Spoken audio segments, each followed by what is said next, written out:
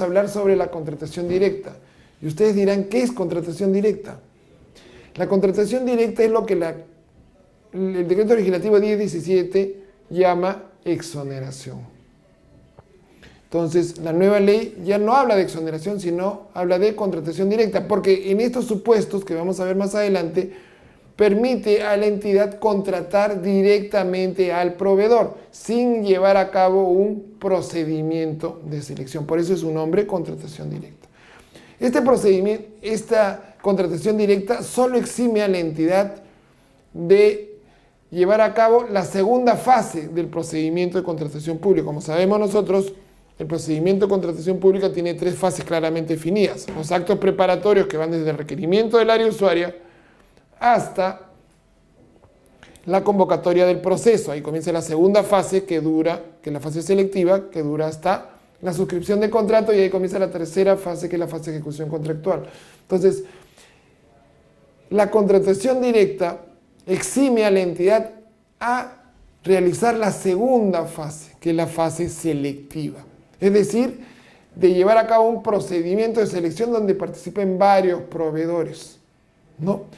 Sino que en determinados supuestos, que vamos a analizar uno por uno más adelante, determina la posibilidad que la entidad contrate directamente, como una excepción al principio de competencia, como una excepción al principio de libertad de concurrencia, ¿no? Ahora, es muy importante entender que estos supuestos no se aplican en forma analógica. O sea, yo no puedo determinar una situación parecida, entonces puedo decir, entonces como es una situación parecida a una determinada causal, entonces por lo tanto también podría ser materia de una contratación directa. No, tiene que ser una forma restrictiva, analógica y restrictiva, y solamente esos supuestos puntuales. Muy bien, ¿cuáles son estos supuestos que tiene la nueva ley de contrataciones para realizar una contratación directa?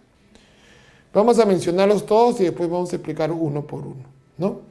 Tenemos la contratación entre entidades, el sistema la situación de emergencia, la situación de desabastecimiento, las contrataciones con carácter secreto, militar u orden interno, el proveedor único, los servicios personalísimos, los servicios de publicidad para el Estado, los servicios de consultoría individual que son continuación de un trabajo ejecutado, los bienes o servicios de naturaleza científico-tecnológica y el arrendamiento y adquisición de bienes inmuebles. También están los servicios especializados de asesoría legal para defensa de funcionarios, los contratos resueltos o declarados nulos cuya ejecución resulta urgente, y finalmente los servicios educativos de capacitación cuando cuenten con un procedimiento de admisión.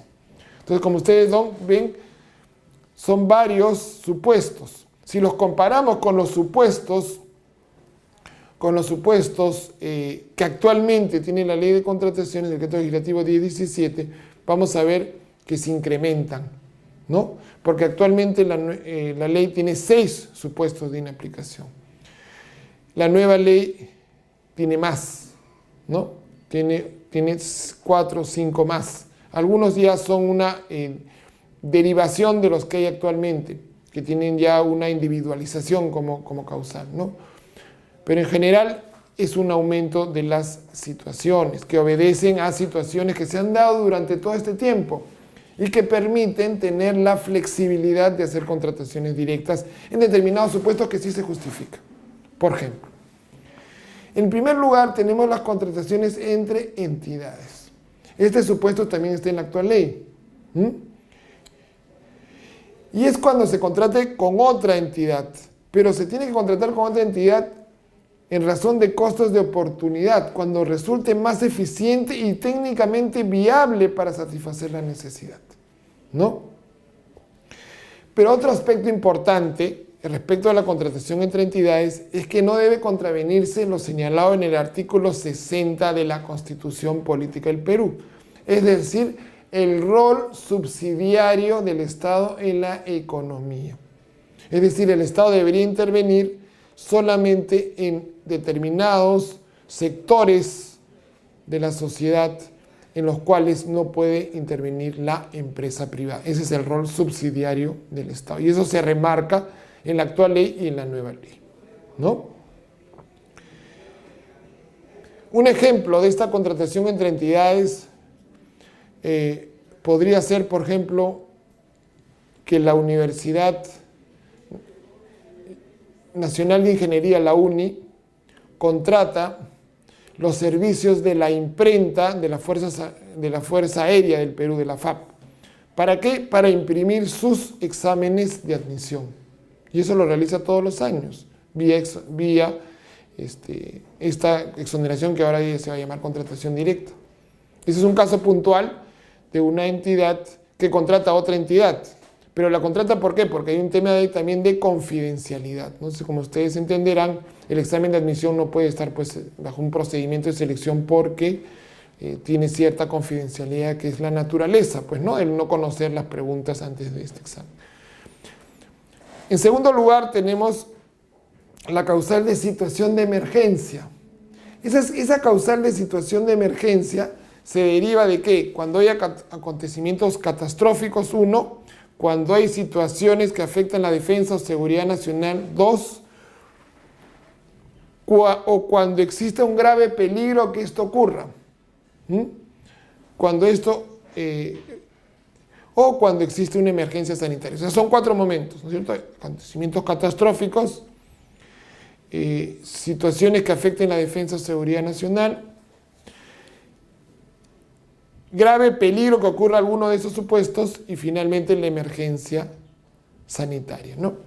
Estos supuestos son exactamente iguales que los que hay actualmente para exoneración por situación de emergencia. Mayormente no ha habido novedades con la nueva ley en este caso. Cuando hablamos de acontecimientos catastróficos, estamos hablando de terremotos, estamos hablando de sequías, estamos hablando de inundaciones. Cuando hablamos de situaciones que afecten la defensa o seguridad nacional, estamos hablando, por ejemplo, del terrorismo, ¿no?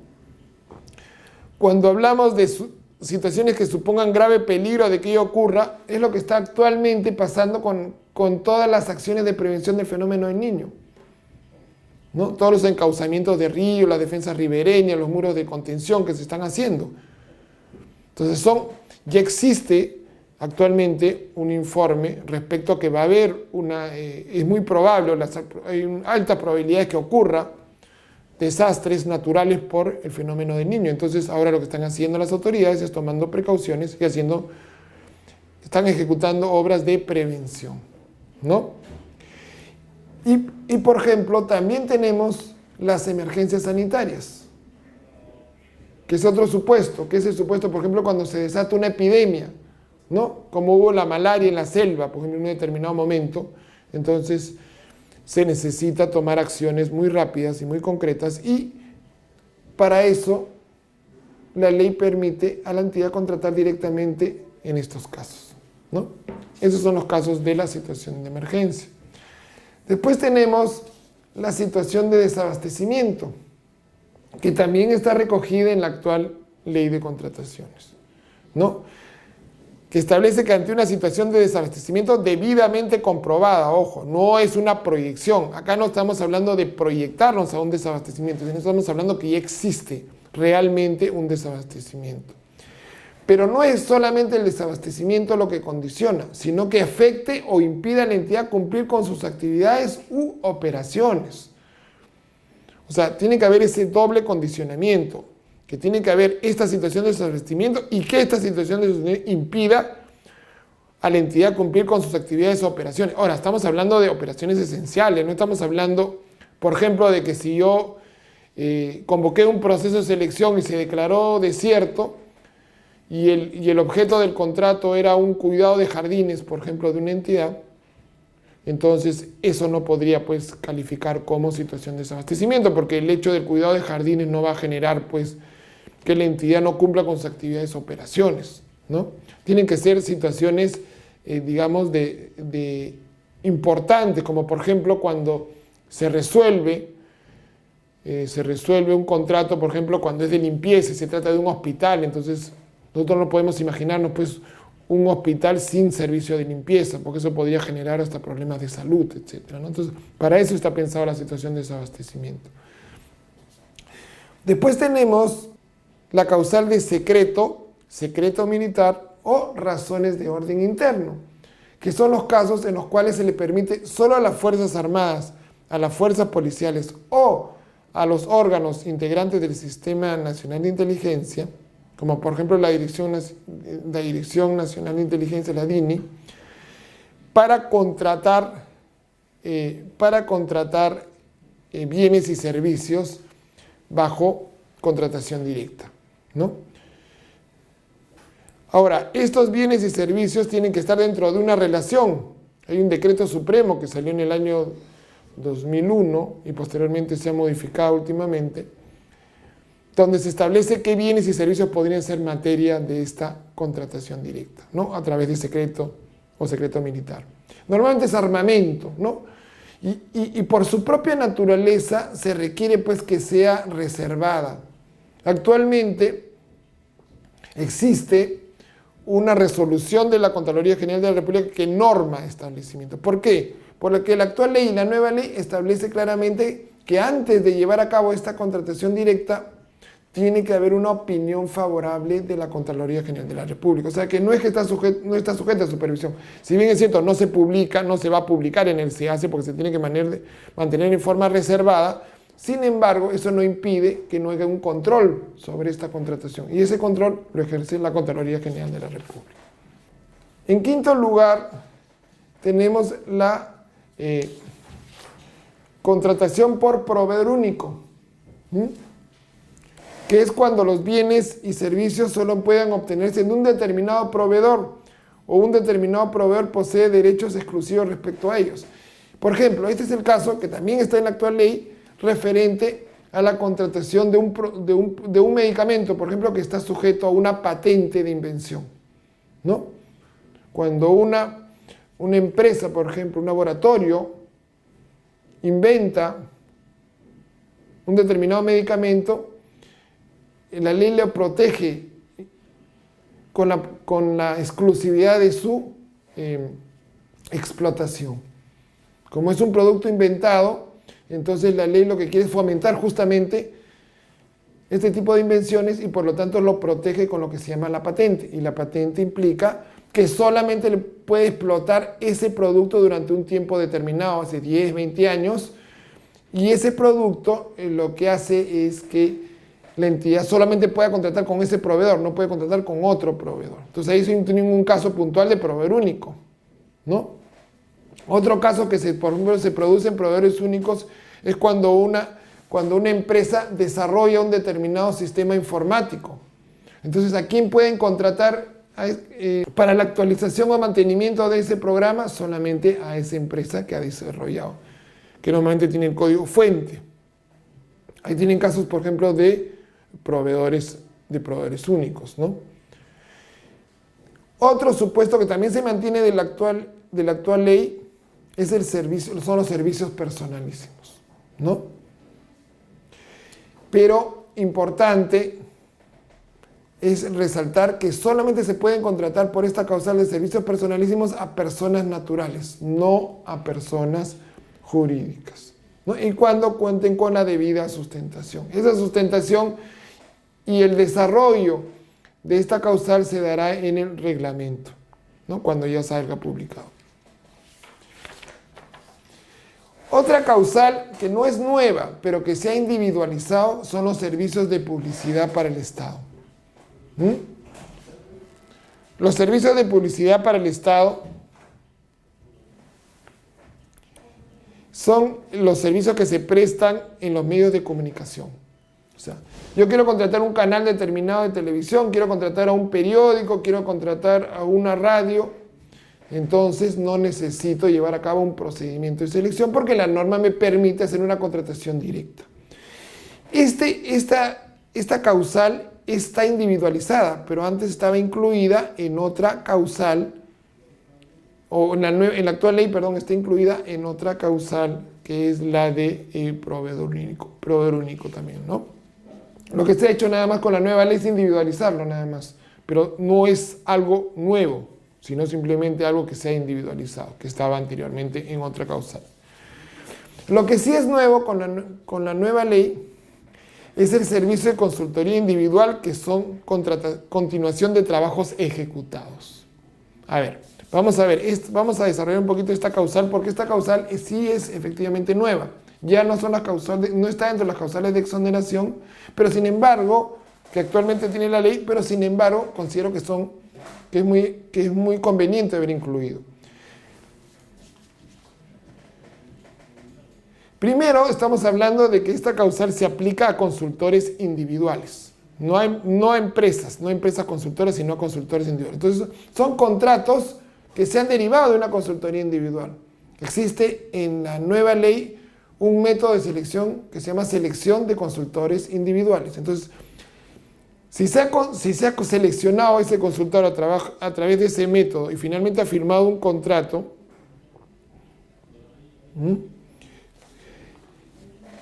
y lo que tienen que hacer es continuar con ese contrato o actualizar ese contrato, entonces existe esta figura de la contratación directa. Pero el requisito, como le digo, tiene que haber sido seleccionado con el procedimiento de selección individual de consultores.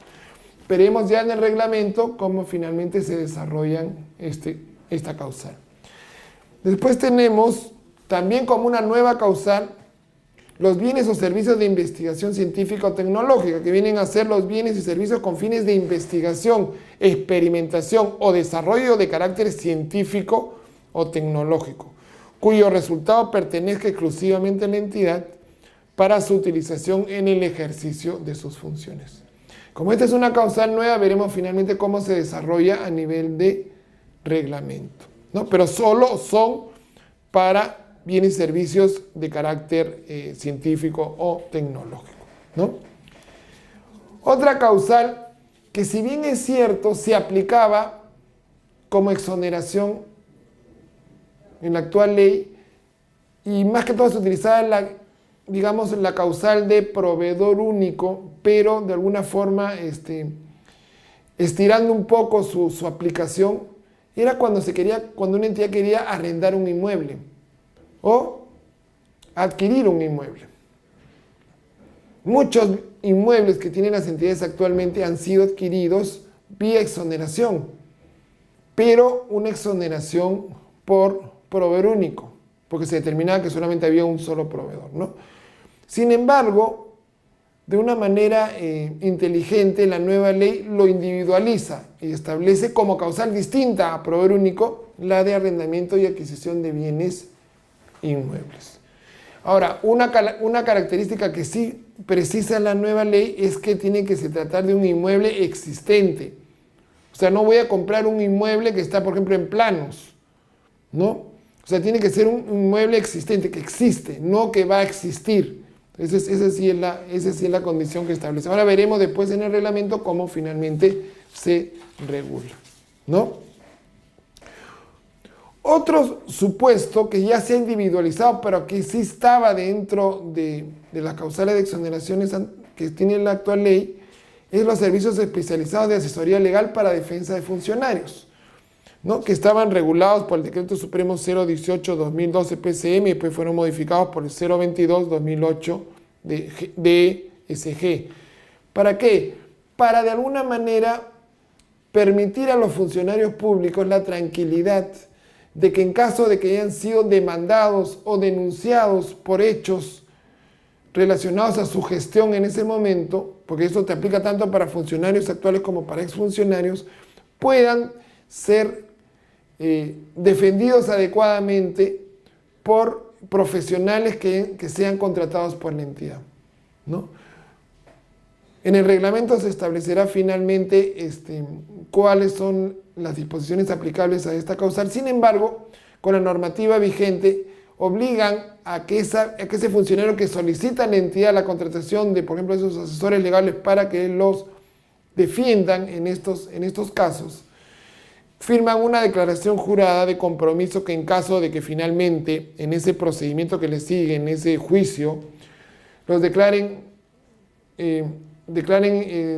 fundada la demanda o los sancionen o les imputen determinados delitos, ¿no? Y finalmente los condenen por estos, entonces ese funcionario está obligado a devolver el monto que ha utilizado la entidad para contratar su defensa, ¿no? Pero como les digo, esta es una causal que ya está, no es nuevo, simplemente lo que se ha hecho es individualizarlo, ¿no? Una de las causales más inteligentes, a mi juicio, que tiene la nueva ley respecto a la contratación directa, es cuando por ejemplo, cuando se resuelven contratos, ¿no? Cuando se resuelven contratos. Ustedes saben que la resolución de contrato es una decisión difícil de la entidad. ¿Por qué? Porque la entidad, cuando resuelve un contrato, ya va a dejar de tener al proveedor y por lo tanto va a trazar su satisfacción de la necesidad, porque no se olviden que el procedimiento de selección se convoca para satisfacer necesidades. Entonces, por lo tanto, si yo ya firmé un contrato y lo estoy ejecutando, tomar la decisión de resolverlo o de declararlo nulo es una decisión que va a afectar la gestión de la entidad. Por lo tanto, siempre se ha considerado como una facultad, no como una obligación en la actual ley y en la nueva ley. Y por lo tanto, para tomar esa decisión, es una decisión difícil y que condiciona mucho a la entidad, porque dice, bueno, si voy a resolver el contrato, voy a declarar nulo, después voy a generar un problema. Me voy a generar un problema y no voy a tener el bien o el servicio que necesito. Entonces, para minorar este tema, es que se establece como una causal de contratación directa cuando yo resuelvo como entidad un contrato o declaro nulo por determinadas condiciones, ¿no? Entonces, en ese caso, por ejemplo, cuando hayan presentado documentación falsa o cuando lo hayan firmado personas que están impedidas, esos son causales de nulidad, en esos casos, entonces yo voy a poder contratar directamente a los postores, miren qué interesante, a los postores que participaron en el procedimiento de selección. Bueno, obviamente eso va a tener que tener una lógica siguiente, no es en cualquier caso, es cuando los bienes o servicios los necesito urgentemente. O sea, no es que voy a resolver un contrato, declararlo nulo y simplemente voy a contratar directamente. Lo voy a contratar directamente en la medida que exista la urgencia. Entonces, en este caso, ¿qué voy a poder hacer? Voy a poder invitar a los postores que llevaron a cabo el procedimiento, que quedó en segundo lugar, en tercer lugar. Entonces ahí voy a poder contratar, porque eso establece la nueva ley, lo voy a poder contratar. Pero si no los puedo contratar, entonces ya tendré que buscar otros proveedores para contratarlos directamente. También tenemos una causal de servicios educativos de capacitación que cuenten con procedimientos de admisión, ¿no? Que es el caso de contratar servicios de educación de capacitación que cuenten con procedimientos de admisión. Por ejemplo, una entidad quiere contratar a una determinada universidad para que 2 o 3 funcionarios de esa entidad estudien una maestría en esa universidad. Entonces, ya existe actualmente una opinión del OCE, o algunas opiniones, creo que son 2 o 3 opiniones del OCE, que han ratificado este concepto, que establecen que en caso de que una entidad quiera enviar a 2 o 3 funcionarios a realizar una maestría, por ejemplo, en una determinada universidad, lo puede hacer siempre y cuando esa entidad establezca, esa universidad, por ejemplo, o ese instituto, establezca un procedimiento de admisión. Entonces, de ahí ya, en esas opiniones se ha desarrollado el concepto de que no es necesario llevar a cabo un procedimiento de selección, porque no es un supuesto que la ley establece. O sea, acá no hay una relación de proveedores que están queriendo tener la posibilidad de que esas personas o funcionarios estudien en la maestría de esa universidad, sino lo que acá hay es al revés, es la universidad que admite a esos profesionales. Por lo tanto, en esas opiniones de los establecían pues que no era supuesto de inaplicación. Sin embargo, la nueva ley lo considera como un supuesto para contratar directamente. Ya veremos finalmente en el reglamento qué precisiones se hace al respecto. Esas son todas las causales que hay en la actual en la nueva ley de contrataciones. Muy bien, ¿cómo es el procedimiento? El procedimiento no ha cambiado respecto a las exoneraciones, ¿no? En la nueva ley se establece que estas contrataciones directas se aprueban por resolución del titular de la entidad, siendo esta una facultad indelegable. Sin embargo, establece una precisión bien interesante, que el reglamento va a determinar qué causales, que las que hemos visto, pueden ser aprobadas por una resolución que no sea del titular de la entidad, es decir, que sea una facultad delegable. O sea, el titular en determinados supuestos va a poder delegar la función de aprobar las contrataciones directas. En otros casos no. Ya veremos en el reglamento finalmente cuáles son estos supuestos. Igual que lo dice la actual ley, en el caso de empresas del Estado se aprueba la contratación directa por acuerdo directorio. En el caso de los gobiernos regionales por acuerdo de consejo regional, y en el caso de las municipalidades por acuerdo de consejo municipal. Eso mayormente no ha variado, ¿no?